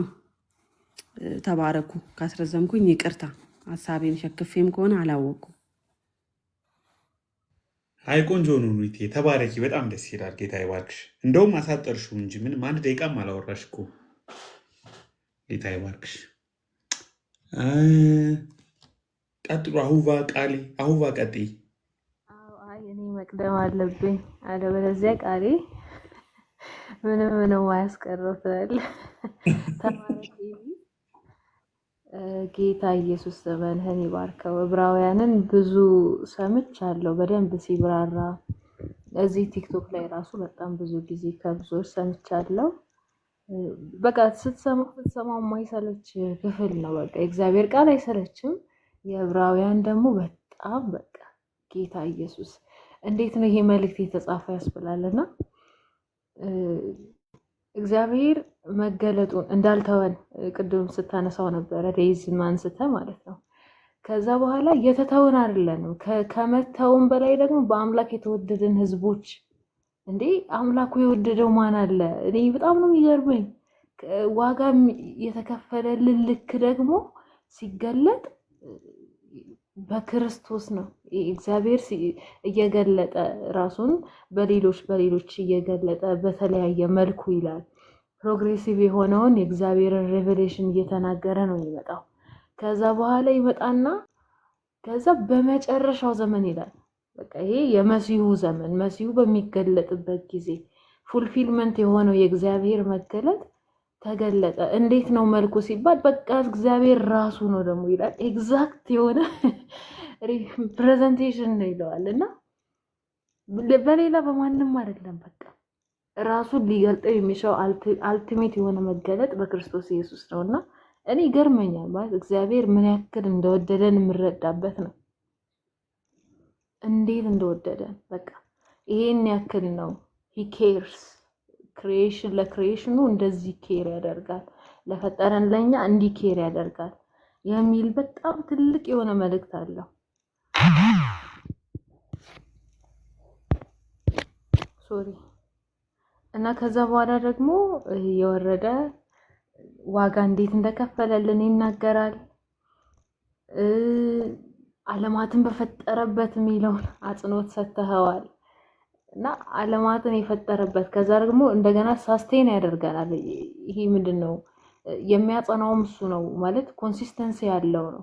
ይሄ በፊት እንደዚህ አድርጎ ነበርም አይደለም፣ ስቲል በፊትም እንደዛው ነው፣ አሁንም ሳስቴን የሚያደርገው እሱ ነው የሚል መልእክትን የያዘ ነውና እኔ በጣም ነው የሚገርመኝ። ዓለማትን በፈጠረበት ሁሉን ወራሽ ባደረገው በልጁ በዚህ ዘመን ተናገረ ይላልና እንዴት ደስ የሚል በቃ ብቻ ዕብራውያን በጣም የተሰኪ በቃ ልብን የሚያሳርፍ መልእክት ያለው ነው። ሁሉን ደግሞ ፈጽሞታል፣ ሁሉን ሰርቶታል፣ ሁሉን ጨርሶታል። እና የሆነ በግርማው ቀኝ ተቀመጠ ብለህ ተቀመጠ የሚለው ጋር አጽንኦት መስጠት አለብኝ ብለህ ስታወራ ነበርና እንዴት እንደሚያሳርፍ ልብን ማለት የሆነ ሌላ የሆነ የምንጠብቀው የሆነ ነገር የለም። ሌላ አዲስ መገለጥ የምንጠብቀው የለም። እግዚአብሔር ፋይናል የሆነውን መገለጡን በክርስቶስ ኢየሱስ በኩል አድርጓል። በዚህ ዘመን መጨረሻ በሱ በኩል ተናግሮናል። ከዛ ደግሞ እንደገና ሌላ የሚሰራ ደግሞ አዲስ የሆነ ነገር የምንጠብቀው የለም። ሁሉ ነገር ተሰርቶ በግርማው ቀኝ ተቀመጠ የሚለው ደግሞ ኦ ማይ ጋድ እንዴት ያለ እረፍት ነው! ጌታ ኢየሱስ እውነት እኔ ሁሌ የምገረምበት ክፍል ነውና ስለ መላእክቱ ደግሞ እንዴት ያለን ስም ከመላእክት እጅግ የሚበልጥን ስም በወረሰ መጠን ከእንደዛም እጅጉን ይበልጣል ይላል አይደል ቃሉ ሲናገር። እና ይሄንን ዝም ብዬ በፊት ስረዳው እንዴት ነበር ብረዳው ያው ኢየሱስ የሚለው ስም ምናምን ይመስለኝ ነበር። ግን ያው እዚህ ጋር ኤቢ ምናልባት በደንብ አድርገን ትንትተዋለህ እና ልጅነትን ሌላ ማንም አላገኘም። በቃ ልጄ ብሎ የጠራው ማንም የለም። ቀጣይ ያለው ክፍል ጠቅላላ የሚያብራራው እንዴት እንደሆነ ነውና ልጁ ነው። በቃ ይልቃል፣ ከሁሉ ይልቃል። በቃ እስካሁን ተገልጧል። እግዚአብሔር የተወ አምላክ አይደለም። ፍጥረታቱን የጣለ አይደለም። እስካሁን በተለያየ መልኩ ራሱን እየገለጠ አለ። የመጨረሻው መገለጥ ግን ልጁ ነው። በቃ ከየትኛው መገለጥ በፊት ከነበረው በቃ አሁን እዚህ በመሳያኒክ ኤራው ላይ የተገለጠበት መገለጥ በቃ የሚልቅ ነው፣ የሚበልጥ ነው። ልጅነት የሚለው በቃ ልጁ ሂዝ ኤግዛክት ሪፕሬዘንቴሽን የሆነው ልጁ አሜዚንግ። እግዚአብሔር በሱ ነው የተናገረን፣ በሱ ነው የታደገን። ደግሞ ስራ ተሰርቷል፣ ተጨርሶልናል። እና ይሄ ነገር በቃ ሃሌሉያ ተባረኩ፣ ኤቢኤ ተባረኩ። እውነት አሜን። አሁባ ተባረኪ። በጣም ደስ የሚል ኤምፋሲስ ነው የሰጠሽው። እሺ መግባት ያልቻላችሁ ችግር የለውም፣ ተባረኩ። ይችን ዛሬ የተካፈልናትን ነገር ዩቲዩብ አለ፣ የኔ ዩቲዩብ አለ፣ እዚህ ፕሮፋይሌ ላይ ዩቲዩብ ፔጅ አለ። በዛውም ሰብስክራይብ አድርጎ አንዳንድ ነገሮችን እለቃለሁ እዛ ላይ እሱ ላይ ጭነዋለሁ። የሮሜን ጥናትም ያለፉትን የራእይ ጥናቶችንም መጫን ጀምሬያለሁ። ይሄን ለመናገር ነው። ቃላችን አፖስቶሊክ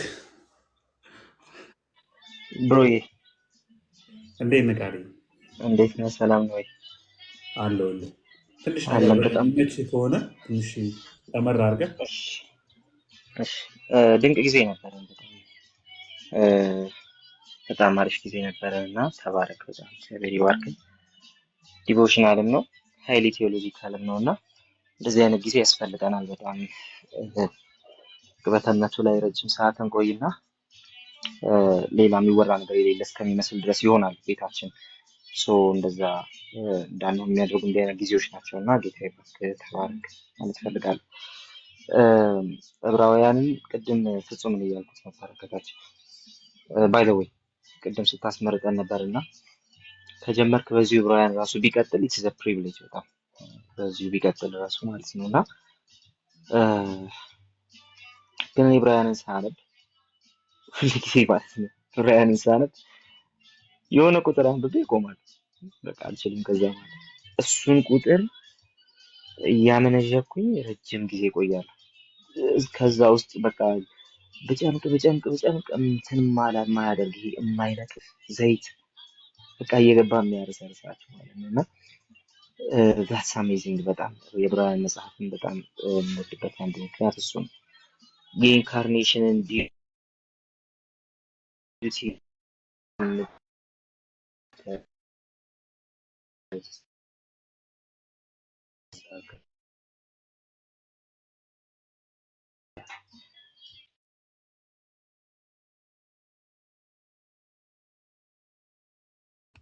ቃሌ ተቋርጠሃል፣ እየተቆራረጥ አሁን መታሃል፣ እየተቆራረጥክ ነበር። እሺ አሁን ይሰማል? አሁን ጥሩ ነው ያለ። እሺ የዕብራውያን መልእክትን ስታነቡ የሚያልቅ ነገር አይደለም ያለው እና ምዕራፍ አንድን ሲጀምር ደግሞ በጣም ማጀስቲክ በሆነ መንገድ ነው የሚጀምረው። ገና ሲጀምረው ራሱ ማለት ነው። ቀነስ ሶ ረጅም ነገር ስለነገርከንና ደግሞ በዛ ውስጥም ሁሉንም ነገር ስለነካኸው ዝም ብዬ የሆነች ነገር ብቻ ለማለት ልሞክር። አንዱ የሚያስደንቀኝ ነገር እግዚአብሔር የሚናገር አምላክ ነው ብሎ ነው የሚጀምረው። ለአባቶቻችን በጥንት ዘመናት ተናግሮ ሲል እግዚአብሔር ያልተናገረበት ዘመን የለም። ሶ የሚናገረው ነገር ሁሉ ግን ለሰዎች ድነት የሆነ ነገር ነው። ምዕራፍ 2 ገና ስትጀምሮ ያለው ነገር የሚናገረው እሱ ስለሆነ ማለት ነው። ሶ ከዚህ ከሰማነው ድነት ተንሸራተን እንዳንወድቅ ደግሞ ልንጠነቀቅ ያስፈልጋል ስለሚናገር ሰው በልጁም የተናገረን ያ የድነት ጉዳይ ነው። ነገር ግን የመጽሐፉ ሙሉ ሀሳብ ኢየሱስ ይልቃል፣ ኢየሱስ ከሁሉ የላቀ ነው የሚል ስለሆነ እስራኤላውያን አለን የሚሉትን ሁሉ አቅርቦ እሱ የላቀ ነው የሚል ስለሆነ ገና ሲጀምርም ኢቭን በአባቶች ከተናገረው ንግግር በኢየሱስ የተናገረው ንግግር የበለጠ ነበር። የኢየሱስ ማንነት በቀጥታ እግዚአብሔር በልጁ በኩል የተናገረውን ንግግር የላቀ አድርጎታል። የኢየሱስ ማንነት ያንን ንግግር የበለጠ አድርጎታል። ሰው የተናገረው ነገር ያ የፍቅሩን ጉዳይ ነው። የነገረን ነገር የእግዚአብሔርን ያንን ባህሪውን ያን አፍቃሪነቱን ነው። ለሰው ልጆች ድህነት ምን ያህል የሚተጋ አምላክ የሆኑ ጉዳይ ነው አይደለ? ወደ እንትን ብትመለሱ ወደ ዮሐንስ ወንጌል ብትመለሱ ተመሳሳዩን ነገር ስለምታገኙ ማለት ነው። ከቶም ቢሆን እግዚአብሔርን ያየው አንድስ እንኳን የለም ማለት ከዛስ በእቅፉ ያለ አንድ ልጅ እሱ ተረከው ብሎ ተናገረና ያስደንቀኛል። ብዙ የተላኩ አሉ፣ የእግዚአብሔርን ቃል ይዞ የመጡ አሉ። አባቱን የተረከ ኢየሱስ ብቻ ነው። እግዚአብሔር ይህን ይመስላል ብሎ የተረከ አንድም አታገኙም። በገዛ እቅፉ ያለ አንድ ልጅ እሱ ነው የተረከው። እግዚአብሔር በልጁ የተናገረው ንግግር በቀጥታ የሰው ልጆችን ድህነት የሚናገር ነገር፣ ስለ ሰዎች ድህነት የሚናገር ነው። የእግዚአብሔር ፍቅር ሰዎችን ለማዳን ምን ያህል ርቀት ድረስ እንዳስኬደው የሚናገር ነገር። ይህንን ንግግር እግዚአብሔር በመላእክት ሊናገረው አይችልም ነበር። ይህንን ንግግር እግዚአብሔር በብሉይ ኪዳን የክህነት ስርዓት ሊናገረው አይችልም ነበር። ይህንን ንግግር በሙሴ በነቢያት ሊናገረው አይችልም። ለአባቶች በተናገረው ነገር መንገድ ሁሉ ይህንን ድንቅ ንግግር ሊናገር አይችልም። ለምን ሲባል ያንን የፍቅሩን ልክ የሚናገረው እሱን የሚያክል ፍቅር ነው። ከአንዱ ከኃያል አምላክ የሚወጣ ፍቅር ነው። የሱ ባህሪ ራሱ የሆነ ፍቅር ነው። የተነጠለ ነገር አይደለም። ራሱን እግዚአብሔርን ዲስክራይብ የሚያደርግ ፍቅር ነው። ያንን ሊገልጽ የሚችል ማንም ነብይ ብልክ አይገልጽለትም። ኦኬ እግዚአብሔር ለህዝቡ ያለውን ፍቅር ጥልቀት የሆነ አካል ልኮ ከመላኩ ሚካኤልን ቢልከው ከመላእክት አንዱ ሊቀ መላእክቱን የሆነ በቃ ትልቅ ክብር ያለው ቢልከው አይገልጽለትም። ያንን ሊናገርለት የሚችል ብቸኛው ልጁ ኢየሱስ እግዚአብሔር ወልድ ብቻ ነው ሊናገር የሚችል። ሰው ሆነና እሱ ራሱ ሊናገረው የሚችለው በኬኖሲስ ዝቅ ብሎ መጥቶ ነው ሊናገረው የሚችለው። ራሱን ባዶ አድርጎ ነው ሊናገረው የሚችለው። ሰው ሆኖ መጥቶ ነው ሊናገረው የሚችለው። እግዚአብሔርና ያየው ማንም የለም። በገዛ እቅፉ ያለ አንድ ልጅ እሱ ተረከው መጣና የዕብራውያኑ ጸሐፊ ዓለማትን በፈጠረበት ሁሉን ወራሽ ባደረገው በልጁ በዚህ ዘመን መጨረሻ ለኛ ተናገረ። ዘመኑ መጨረሻ ላይ ነው። እሺ ዓለማትን የፈጠረበት ልጁ ነው። እሺ ሁሉን ወራሽ የሆነ ልጁ ነው። ከሞት ሲነሳ ያ ኤግዛልትድ ክራይስት እሱ ያንን ነው የሚያሳየው። ወረደ ስትሉ እሱ ነው በሁሉ ነገር ላይ የተሾመው ልጁ የተናገረን ይህን ያህል ታላቅ በሆነ ልጁ ነው።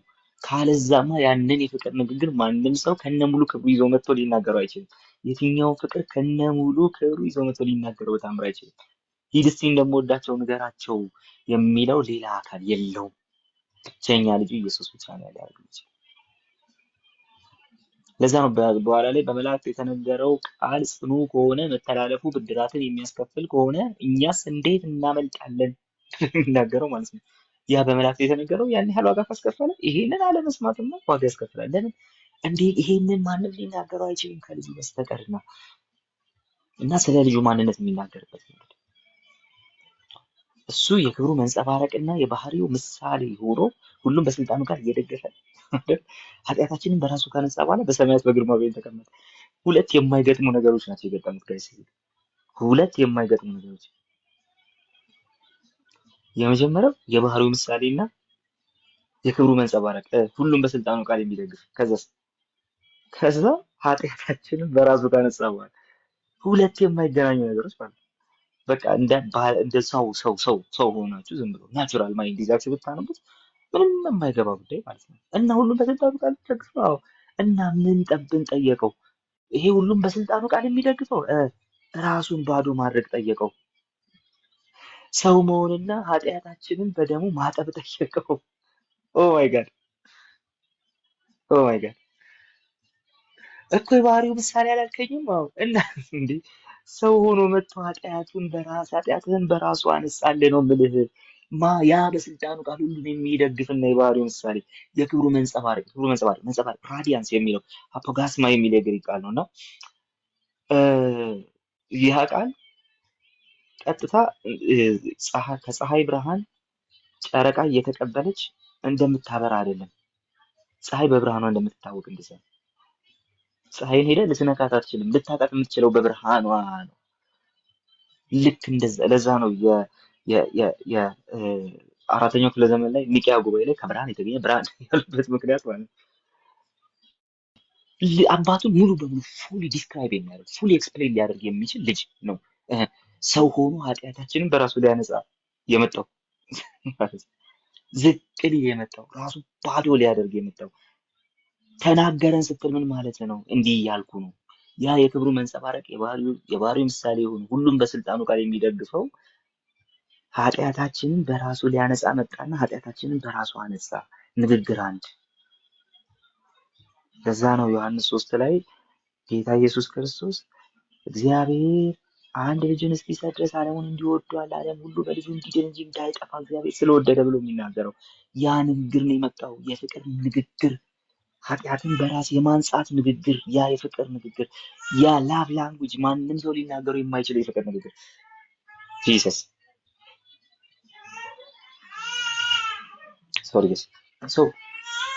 በዛ ደረጃ የሚነገርለት ጌታ ራሱን ባዶ አድርጎ መጣ፣ ሰው ሆኖ። ታዲያ ኃጢአታችንን በራሱ አነጻና እሱን ብለህ ሳትጨርስ በሶስተኛው ቀን ከሞት ተነስቷል፣ በሰማያት በግርማው ቀኝ ተቀመጠ።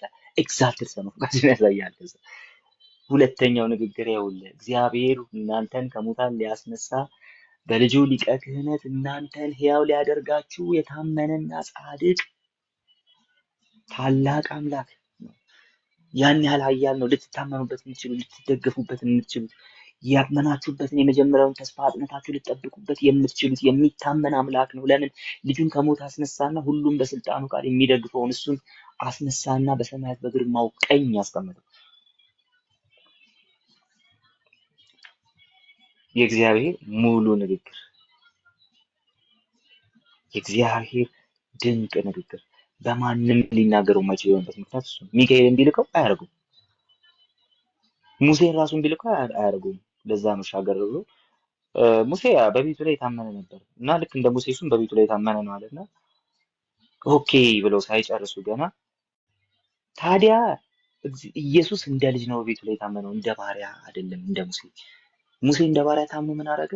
ስለ ክርስቶስ መከራ መቀበልን መረጠ፣ መነቀፍን። ማዶ ያለው ምዕራፍ ላይ ኢየሱስማ እንደ ልጅ ሲያደርገው እስቲ ማን ሂድ ምናምን አላለም። የሆነን አካል ተነስቶ እራሱ መጣና በቤቱ ላይ የታመነ መሆኑን በመስቀል ላይ ሞቶ አሳየ። በመነሳቱ አረጋገጠው፣ አተመው። እንደ ልጅ በቤቱ ላይ የታመነ ምን ያህል ይበልጣል? ቤት ሰሪ ከቤቱ እንደሚበልጥ እንደዛ ኢየሱስ ከሙሴ ይበልጣል። እንደ ልጅ በቤቱ ላይ የታመነ ነው። የመብለጡን ልክ በበለጠ ንግግር ራሱን አሳልፎ ለሁሉ በመስጠት ራሱን አሳልፎ ለሁላችን በመስጠት አረጋገጠው። የታመነ መሆኑን ራሱ ያረጋገጠው ኢየሱስ እናንተ በመሞት ነው። የታመነ መሆኑን ያረጋገጠው ከሞት በመነሳት ነው። የታመነ መሆኑን ያረጋገጠው ኃጢአታችንን በደሙ በማጠብ ነው፣ በራሱ በማንጻት ነው። እንደ ልጅ የታመነ መሆኑን ያረጋገጠው የስልጣኑን ልክ ካባ ለብሶ በርኖስ ደርቦ ምናምን በመምጣት አይደለም። ሰው ሆኖ እኛን መስሎ መጥቶ ስለኛ በመሞት ኃጢአታችንን በማንጻት ነው። ይሄን የእግዚአብሔርን የፍቅር ንግግር ማንም ሊናገር አይችልም። አለቀ። ማንም ሊናገር አይችልም። ሰው በልጁ የተነገረው ንግግር ይሄን ያህል ታላቅ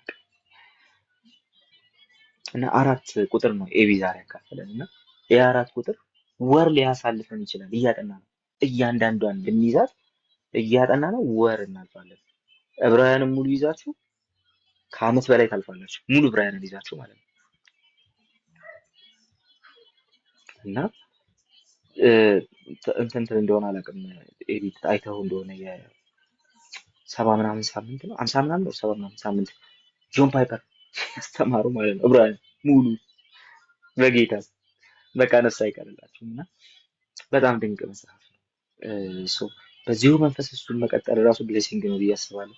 ኤኒዌይ ሶሪ ጊዜ እየስኩ ተባረኩ።